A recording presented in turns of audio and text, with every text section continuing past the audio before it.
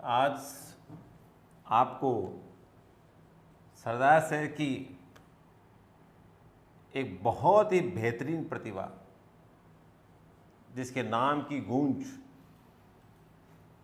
हर गली गली मोहल्ले मोहल्ले गांव गांव तक सुनाई दी।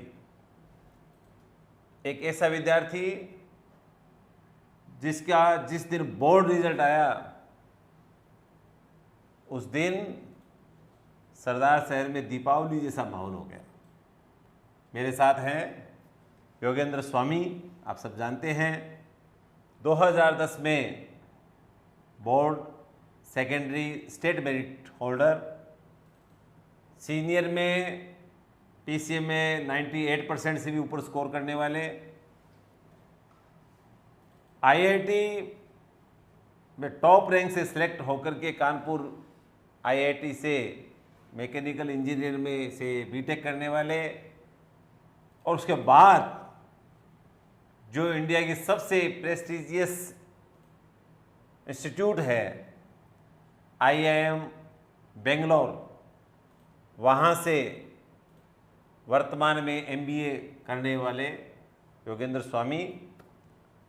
आप ये अभी मैं जो बात बोल रहा था, ये बात जब आप कभी सुनते हैं कि भी मेरे मेरिट आई, जिस दिन आपके स्टेट मेरिट आई, रिजल्ट आया, कैसा महसूस हुआ आपको? जिस वक्त रिज़ल्ट आया उससे पहले, जैसे कि आप बता रहे थे पहली चर्चा हो रही थी, उससे पहले ही आपको मुझसे अधिक विश्वास था कि मेरा रिज़ल्ट इस तरीके का आएगा। मैं खुद इतना उस पर होपफुल नहीं था कि इस तरह का कुछ रिज़ल्ट रहेगा, पर आपका कॉन्फिडेंस मुझे एक तरीके से भी थोड़ा डरा रहा था कि जैसा सर सोच रहे हैं वैसा क्या हो पाएगा। पर बाद में उसी दिन मेरे को याद है कि उसी वक्त शायद उसी दिन एकादशी थी और उसी वक्त मेरा 11वां रैंक आया था। तो बस अब आपका और श्याम प्रभु का आशीर्वाद था कि जो रिज़ल्ट रहा। जैसे मान लो मैंने सुबह ही फ़ोटो मंगाई आपसे, मुझे उसका याद भी है, और जब फ़ोटो मंगाई तो मुझे प्रेस फोटोग्राफर्स ने पूछा, मेरे जिनसे हम प्रिंटिंग का काम करते हैं, तो उन्होंने बोला कि आप सर इतने कैसे कॉन्फिडेंट हैं। तो वो उत्तर जो मैंने दिया, मैंने कहा मैंने जितने स्टूडेंट देखे हैं उन सब स्टूडेंटों में टैलेंट तो कईयों में मिल सकता है, लेकिन जो डेडिकेशन है और जो कंटिन्यूटी है और जो ग्रेसिंग पावर है वो इस विद्यार्थी में, योगेंद्र में, और जब रिजल्ट आया तो वो एक, आप भी उसको अनुभव किया था, यानी एक भी मिनट फ़ोन की घंटी रुकने का नाम नहीं ले रही थी और बधाइयों का तांता लग रहा था। जैसे ये स्टेट मेरिट आपकी आई, बहुत से बच्चे आपसे ये जानना चाहते हैं। आज अपने इस वार्तालाप का मुख्य उद्देश्य ये है कि बहुत से बच्चे ये मानते हैं कि भी स्टेट मेरिट आना बहुत कठिन है, नंबर लाना बहुत कठिन है। आप क्या उनको बताना चाहेंगे? मैंने कभी इस तरीके से, मतलब डेडिकेटेडली इस तरीके से नहीं सोचा था कि मेरा टारगेट वो है। बस जो उस वक्त जो होता था, मतलब क्लासेस रेगुलरली ऑर्गेनाइज होती थी और मतलब पढ़ाई पूरा करवाया जा रहा था, तो मैं बस उसी को फॉलो करता था। बहुत से मैंने कई बार ये भी नोटिस किया था कि एक ही लेक्चर की क्लासेस 3-3 4-4 बार करवाई गई थी, तो मैंने कभी उसको मिस नहीं किया। ये कि एक्स्ट्रा क्लासेस में भी वही जो क्लास में कवर हुआ वो मैंने पहले भी अटेंड किया था, बाद में वापस भी आया, तो जो स्कूल का करिकुलम था वो फॉलो करता गया। और बाद में मतलब अगर हम बिलीव रखेंगे और जैसे कि आपका बिलीव था, तो उसी तरीके से बस मतलब एक्स्ट्रा एफर्ट्स की रिक्वायरमेंट्स नहीं थी उधर।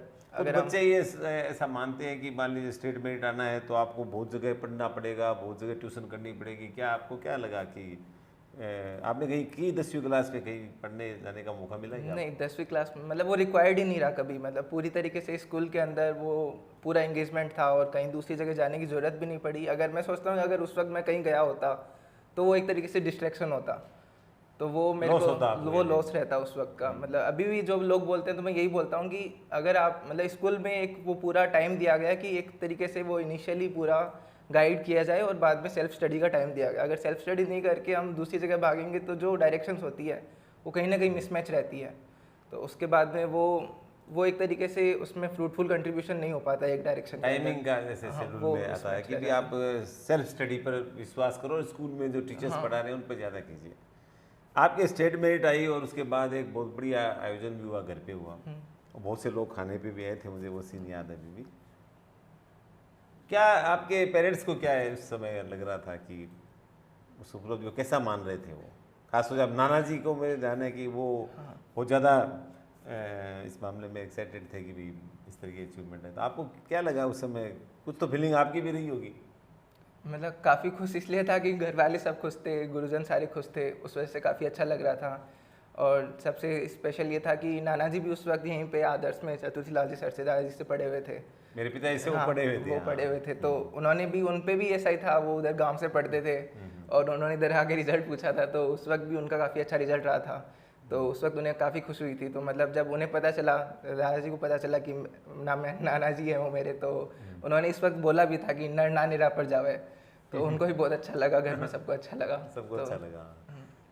जैसे मान लो बाद में एक गवर्नमेंट की स्कीम आई और पूरे स्टेट में से 30 स्टूडेंट को छांटना था, स्क्रूटिंग होनी थी जापान के लिए। गवर्नमेंट MHRD की तरफ से वो प्रोग्राम था और उसमें आपका सिलेक्शन हुआ। सरदार सर से गवर्नमेंट प्रोजेक्ट से अपनी योग्यता के आधार पर जापान जाने वाले आप पहले शख्स थे। 2 स्टूडेंट हुए, चैनिका शर्मा और आप पहले थे। आपसे इंस्पायर हो गए, फिर वो सेकंड नंबर आया। जब आप जापान गए 10 दिन का, शायद लगभग कितने दिन का था आपका? 12 दिन का। 12 दिन का वहाँ शेड्यूल रहा। क्या एक्सपीरियंस रहा आपको वहाँ जापान में भी? आदर्श की आपने या हम लोगों का मान सम्मान बढ़ा है वहाँ पे? क्या उस समय क्या लगा आपको कि भी आप वहाँ जा रहे हैं? दिल्ली हम भी गए थे आपके साथ। हाँ, सूर्या होटल मुझे ध्यान है जहाँ आपका वो हो रहा था रजिस्ट्रेशन। तो कैसा लगा आपको? पहली बात तो उसका पूरा श्रेय मैं आपको ही देना चाहता हूँ। उस वक्त मेरे को उसके बारे में बिल्कुल ही पता नहीं था कि ऐसा कोई प्रोग्राम होता है। अगर आप उस वक्त नहीं पता करते हो तो वो जाने का मौका भी नहीं मिलता। नहीं, वो तो खैर आपकी एबिलिटी थी, वो हमारा कर्तव्य भी नहीं। आपको कैसा लगा वहाँ? जैसे जापान का कल्चर देखा आपने, इंडिया का भी देखा, तो उससे और आपको कोई इंस्पायर हुआ है या ऐसे ही घूम के आप आ गए? उससे मतलब उसके बाद में थोड़ा एक पर्सपेक्टिव बढ़ा, क्योंकि उससे पहले तक जो एक लिमिटेड था कि यहाँ तक लिमिटेड एक्सपीरियंस था, इससे बाहर जाने का मौका नहीं मिला था। उस वक्त जापान से ज़्यादा यहाँ वहाँ पे जो सारे इंडिया से लोग बचे गए थे, डिफरेंट बोर्ड से, डिफरेंट स्टेट से थे। तो मतलब जैसे कि हम कहाँ कुछ जगह लैक करते हैं, जैसे कि इससे पहले मेरा इंग्लिश साइड इतना फोकस नहीं था। मतलब यहाँ पे खुश था कि मैं पढ़ रहा हूँ, मैं अच्छा कर रहा हूँ, ठीक है उतना। लेकिन बाद में मेरे को पता चला कि एक्स्ट्रा करिकुलर एक्टिविटीज़ भी काफ़ी इंपॉर्टेंस रखती है और बहुत सारी ऐसी चीज़ें भी है जो हम एक्सप्लोर कर सकते हैं। तो उस साइड में, और उससे पहले मेरे को उतना ज़्यादा जो था, मतलब इंजीनियरिंग की पढ़ाई का भी उस वक्त उसके बारे में भी उतना ज़्यादा नहीं था। उसके बाद में उसके बारे में भी ज़्यादा नॉलेज मिला कि लोग क्या क्या एजुकेशन लेते हैं, कौन से अदर स्ट्रीम्स के अंदर वर्क करते हैं, या फिर कुछ लोग स्पोर्ट्स से भी आए थे, अदर स्कूल से आए थे, तो वो हर फील्ड के अंदर एक्सेल कर रहे थे। तो वो एक तरीके से इंस्पिरेशनल था और काफी मोटिवेशन खुश भी हैं। दिया। हाँ। जैसे बाद में आपका IIT में भी हो गया, बहुत सहज हो गया, यानी अच्छी रैंक से हो गया। जितना सरदार में से उस समय उतनी रैंक थी, आती भी बहुत मुश्किल से थी। फिर मैकेनिकल इंजीनियरिंग आपने स्ट्रीम चुना और आपकी एग्ज़ाम वो क्लास वो पूरी हो गई एजुकेशन। फिर आप थोड़ा दिन जॉब में भी शायद किया आपने, जॉब किया था ना आपने? हाँ, 2 साल। फिर आपके क्या ये समझ में आया कि भी अभी एजुकेशन तो और करना है, जबकि लोग तो IIT करने के बाद में राजा हो जाते हैं? उसके बाद में जैसे मेरा जो यहाँ पे जॉब एक्सपीरियंस था, उसमें भी मैं वर्क कर रहा था, तो मैनेजमेंट साइड ज़्यादा था। तो मेरे को लगा कि अभी गोइंग फॉरवर्ड अगर थोड़ा और पढ़ाई करते हैं, इस बारे में थोड़ा इंटरेस्ट था कि अगर इसमें मेरे को नॉलेज यहाँ से मिल रहा है, पर वो लिमिटेड था। उसके बाद जैसे IIT में भी पढ़ा, वो टेक्निकल था, यहाँ पे आके थोड़ा मैनेजमेंट का भी एक्सपीरियंस मिला, पर वो वहाँ पे लिमिटेड एक्सपीरियंस था। तो अगर मैंने सोचा कि अगर आगे मैं और पढ़ाई करूँ तो वो एक कंप्लीट एक्सपीरियंस मिलेगा, क्योंकि एजुकेशन की जो होते हैं उसके कोई भी कम्पीट नहीं कर सकता है। हम नॉर्मली नॉलेज लेते हैं, पर एक फॉर्मल एजुकेशन होती है, वो ऐसे रिक्वायर्ड कभी नहीं है। लगा क्या कि भी IIT में इतना पहले भी पढ़ना ही पढ़ना पड़ता है और उसके बाद में IIM में सेलेक्ट होना तो और भी, कैट का एग्ज़ाम तो सबसे टफ एग्ज़ाम माना जाता है इंडिया का, और फिर आप जिस इंस्टीट्यूट से पढ़ रहे हैं, यानी रिजर्व के गवर्नर जो पहले मैंने 2-3 के नाम पढ़े, रघुराजन वगैरह, वो भी आपके IIM बंगलोर से हैं। तो हाँ, तो वहाँ से है मान लीजिए IIM से। तो आप क्या कभी इस तरह भी जाते हैं क्या भी अपन फील्ड चेंज करके और दूसरे सेक्टर में, या फिर प्राइवेट सेक्टर का दिमाग भी ज़्यादा आ रहा है? एक बार के लिए अभी इतना मतलब डिसाइडेड नहीं है, अभी प्राइवेट सेक्टर के अंदर है, पर गोइंग फॉरवर्ड अगर एकेडमिक में मेरे को और आगे ज़्यादा पढ़ने का मतलब पढ़ना अच्छा लग रहा है अभी तक तो एकेडमिक में आगे जाने का मौका मिल रहा है। पेरेंट्स बोलते हैं कि पढ़ता ही रहेगा या क्या, सारा दिन हाँ, पढ़ते रहते हो। मम्मी पर- खास तौर से, फिर पापा और मम्मी दोनों टीचर हैं, गोविंद जी तो खुद टीचर हैं, मम्मी भी। मम्मी है क्या नाम है, सब दर्शक जानना चाहेंगे कहाँ श्रीमती- पोस्टिंग है? श्रीमती सुनीता स्वामी, यहाँ सुनीता जी की पोस्टिंग कहाँ है? गाँव बड़लासर, बड़ासर। बरडासर में ही है। और ननियाल भी आपका? हाँ, बरडासर तो बरडासर, ननियाल। हाँ। और पिताजी की कहाँ है आपकी पोस्टिंग? थोड़ा सा आप ये कह रहे हैं, हमें जो रिपोर्टिंग करने वाले वो बोल रहे हैं कि आपकी, देखो ये टेक्नोलॉजी का टाइम आ गया है अब। चलो बीच में हम टेक्नोलॉजी के बारे में आते हैं कि अभी ये लॉकडाउन चल रहा है, और लॉकडाउन चल रहा है तो ऑफलाइन का थोड़ा सा अभी इंस्टीट्यूट में आप भी उसके जैसे मान लो बेंगलोर से यहाँ आ गए, और आने के बाद आपको भी ऐसा निर्देश मिला है कि आप ऑनलाइन क्लासेस से जुड़े रहिए, या जो भी असाइनमेंट जो भी आपको जो आपको बहुत टफ टास्क आपको मिलते हैं वो सारे यहाँ से कर रहे हैं आप। यहाँ भी आज ऑनलाइन का प्लेटफॉर्म का इनोग्रेशन करने का आपको मौका मिला।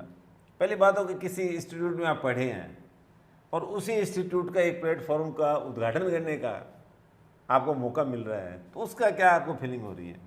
मतलब ये जानकारी काफ़ी अच्छा लगा कि एक जहाँ से मैं पढ़ा था, जो जहाँ पे बाकी स्कूल्स या इवन डिस्ट्रिक्ट और स्टेट लेवल पे भी इस फील्ड में सोच भी नहीं रहे हैं, जो कि वेट कर रहे हैं कि अब लॉकडाउन ओपन हो और हम नॉर्मली जैसे कि व्हाट्सएप के थ्रू और इनके थ्रू ही वहाँ पे सेकेंडरी मीडियम्स का ज़्यादा यूज़ कर रहे हैं। वहाँ पे अगर स्कूल ये इनिशिएटिव ले रही है, एक डेडिकेटेड पोर्टल बिल्ट हो रहा है, तो ये जान के काफ़ी अच्छा लगा कि इस डायरेक्शन में बहुत अच्छे से वर्क हो रहा है। और आपका तो एक ग्रुप बनाया हुआ है इंजीनियर्स का, और उसमें आपको पता है कि अपन जो डिस्कस करते हैं वो डिस्कशन भी यही करते हैं कि भाई नई टेक्नोलॉजी क्या आ रही है, उसका कैसे अपन यूज़ करें, और कैसे खास तौर से जिस मिट्टी से अपन निकले हैं सरदार सर से, आप तो बहुत आगे जाएंगे। जिस तरह से आप IITN हुए, फिर IIM हो गए, तो आपका तो काफ़ी आगे जाने का है। तो आप सरदार सर के बारे में क्या सोचते हैं? कभी ऐसा दिमाग में आता है क्या कि जब मैं कभी काबिल हो जाऊंगा बहुत, तो इस मिट्टी के लिए कुछ करूंगा, या क्या आपके कोई विज़न है क्या? उस मामले में मेरी इंस्पिरेशन आप ही हो। जिस तरीके से आपने एजुकेशन के अंदर इस यहाँ पे मतलब आदर्श का जो एक नाम है, और आदर्श ने जिस तरीके से हर किसी को वो अपॉर्चुनिटी प्रोवाइड की है कि जो हर कोई जो एक ड्रीम देखता है उसको परस्यू करने की पूरी एबिलिटीज़ उसको प्रोवाइड करते हैं, उसको पूरा डायरेक्शन मिलता है। तो उसी फील्ड में गोइंग फॉरवर्ड अगर मैं कंट्रीब्यूट कर सकूँ इसी के अंदर, तो वो मेरे लिए एक बड़ी आने बात वाले होगी। टाइम में देखिए ऐसी प्रतिभाएं जो कि सिर्फ अपने लिए नहीं सोचती है, मुझे ऐसी प्रतिभाओं में बहुत गर्व होता है। और मैं ख़ास तौर से इनके मदर फादर, मेरे तो अच्छे मित्र हैं इनके पिताजी गोविंद जी स्वामी से कोई ऐसा आप लोग नहीं है जो नहीं जानते हैं। साधारण से परिवार से, चौधरी कुएं के पास इनका मूल मकान वही है। दादाजी क्या नाम था? धनराज जी स्वामी, धनराज जी, जो पोस्ट पोस्ट ऑफिस में थे। हमारे पिताजी बहुत अच्छे उनके लाइजन रहे, इनके नाना जी से बहुत अच्छे लाइजन। एक सामान्य परिवार, सामान्य बोलते तो अपने बलबूते पर अपनी किस्मत लिखने वाले परिवार, और उस परिवार से एक बच्चा निकलता है और वो न केवल अपने परिवार का नाम रोशन कर रहा है, वो मेरिट में आता है, फिर वो जापान भी जाता है, वो IIT में सिलेक्ट होता है, वो IIM सिलेक्ट होता है, और वही सादगी, वही विनम्रता और वही दीर्घ दृष्टिकोण जो एक व्यक्ति में होनी चाहिए। तो ऐसी प्रतिभाओं को निश्चित रूप से ऐसे सैल्यूट करने का मन करता है। हमें गुरु है हालांकि, लेकिन गुरु तो आपसे ही, आपकी जो क्षमता है, काबिलियत है, एक्चुअली क्या होता है कि अंदर में आप में क्षमता होती है, उसको बाहर निकालना है जितना आप निकाल पाए। तो जो इस इंटरव्यू को सुन रहे हैं वो एक बात गांठ बांध के जो उन्होंने बताई कि आप रेगुलर स्टडी कीजिए, खुद पे विश्वास कीजिए, सरदार सर की मिट्टी में बहुत दम है, बहुत आगे जा सकते हैं। मैं आपसे एक लगभग इसको वाइंड अप करते हुए ये पूछना चाहूँगा, क्या कहना चाहूँगा कि इन बच्चों को कोई ऐसा आप मोटिवेशनल बात बताइए। नहीं, एक्चुअली क्या होता है कि दिमाग के अंदर बच्चों की बड़ी ये रहती है कि भी वही अभी जो मैं कह रहा था कि मेरे नंबर आएंगे कि नहीं आएंगे, मुझे क्या करना चाहिए, कैसे करना चाहिए। आपको क्या लगता है कि सरदार सर के बच्चों में कितना पोटेंशियल है? मुझे इस पे पूरा विश्वास है कि पोटेंशियल सबके अंदर होता है, एक डायरेक्शन की हर किसी को ज़रूरत होती है। तो यहाँ पे जो लोग आदर्श से जुड़े हुए हैं, या फिर जो जहाँ पे ये जो हम जो टीचर्स हैं वो एक पूरी एक सही डायरेक्शन प्रोवाइड करा रहे हैं। तो ज़रूरत यही है कि अपने पोटेंशियल पे भरोसा रखें, इस डायरेक्शन पे विश्वास रखें कि हाँ जो भी हमें किया जा रहा है, जैसे कि अभी जहाँ पे एक टच कनेक्ट लूज़ हो गया था, अभी ये पोर्टल लॉन्च हुआ, उसके बाद में जो एक कनेक्ट इस्टेब्लिश किया जा रहा है फिर से उस डायरेक्शन में, आप इस वक्त भी दिन रात मेहनत कर रहे हैं इस डायरेक्शन के अंदर। तो अपने टीचर्स के अंदर भरोसा रखें, इस इंस्टीट्यूट में भरोसा रखें और डेडिकेटेडली उस एक डायरेक्शन में बढ़ते जाएं जिसमें आपको गाइड किया जा रहा है। तो कई बार जैसे वीडियोज आते हैं, केमिस्ट्री में भी फ्री दे रहा हूँ और इस ऑफलाइन में वैसे भी मेरे सेमिनार तो फ्री एजुकेशन का रहता है।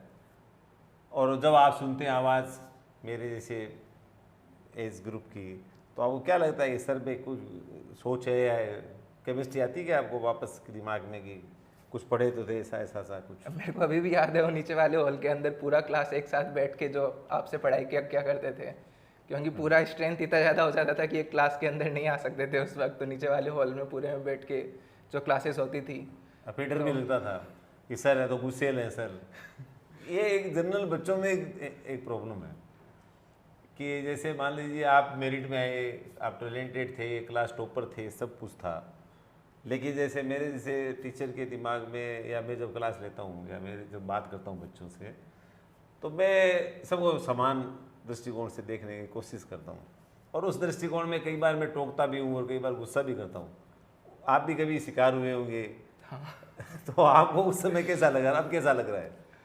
नहीं, वो कई बार होता है कि हम एक साथ, कई बार हम मार्क्स से विचलित हो जाते हैं या फिर हम ध्यान नहीं दे रहे होते हैं, उस वक्त ज़रूरत होती है कि हमें वापस उस साइड में सही दिखाया जाए कि हाँ इस तरफ जाओ। या फिर जैसे कई बार हम प्रिपेयर करके नहीं आते हैं या फिर क्लास में डिस्ट्रैक्टेड होते हैं, तो वो ज़रूरत होती है कि एक तरीके से हमें उस डायरेक्शन में रखा जाए कि हाँ तुम्हारा लक्ष्य यही है और तुम्हें इस तरफ ही जाना है, तो इसी तरफ ज़्यादा ध्यान दो। तो वो ज़रूरत होती है हर किसी को।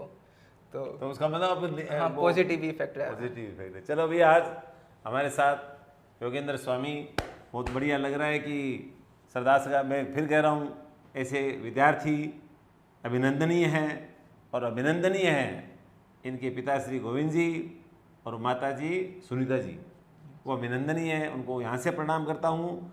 और मैं चाहता हूँ कि जिस तरह से योगेंद्र ने एक सरदार सर को ऊंचाई दी और आने वाले टाइम में तो और ऊंचाई देगा, नाम होगा एक सरदार सर का, एक पर्यायवाची बनेंगे, आप भी इनके पीछे चलेंगे। जय हिंद, जय भारत।